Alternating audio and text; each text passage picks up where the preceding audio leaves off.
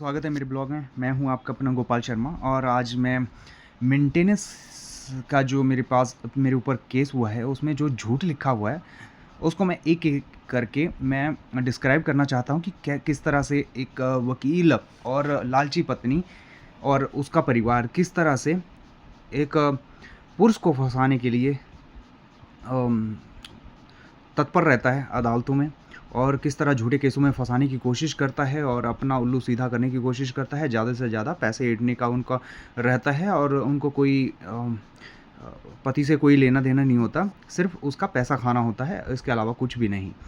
तो मैं आपको पढ़ाना चाहता हूँ कि क्या लिखा है।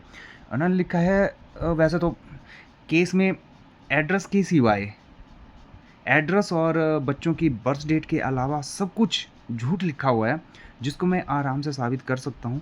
ये स्क्रिप्ट वकील वगैरह पता नहीं कैसे लिखते हैं और इस स्क्रिप्ट में अगर मैं ढंग से डिस्क्राइब करने जाऊँ, तो सारी स्क्रिप्ट में ये लिखा है मैंने शादी से लेके मतलब जब तक हमारी अनबन हुई मैंने कभी उसके ऊपर एक पैसा भी खर्च नहीं किया, ना बच्चों के बर्थ पे, बच्चों के बर्थ होने से पहले मैंने रख-रखाव रखा या मैंने हॉस्पिटल का खर्चा किया, कुछ भी नहीं किया मैंने।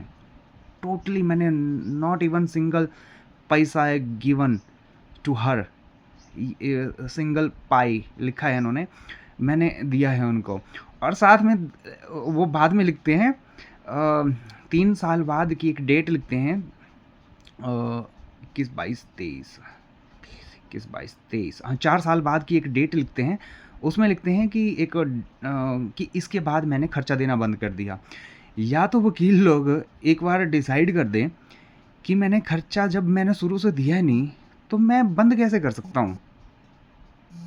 अगर मैं 2023 से खर्चा देना बंद कर रहा हूँ, तो इससे पहले मैंने जब खर्चा दिया नहीं, उसके बाद मैं कहाँ से दूँगा खर्चा? और पुलिस की जो एफआईआर करी थी उन्होंने, उसमें साफ-साफ लिखा है मैं कुछ नहीं करता, घर पे बैठा रहता हूँ। ना नौकरी है मेरे पास, ना कुछ नहीं है।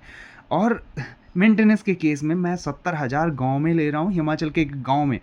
इंटीरियर एरिया में, बैकवर्ड एरिया से मैं बिलॉन्ग करता हूँ और यहाँ पे रहते हुए मेरे को 70,000 सैलरी मिल रही है और साथ में जो ज़मीन है मेरी, उसको मैं ठेके पे देता हूँ और उसमें से मेरे को 5 लाख पर ईयर मेरे को इनकम है।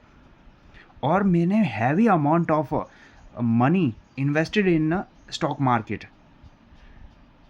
और साथ में इन्होंने केस में ये भी लिखा है जो भी लिटिगेशन का खर्चा है वो भी मैं ही पे करूँ।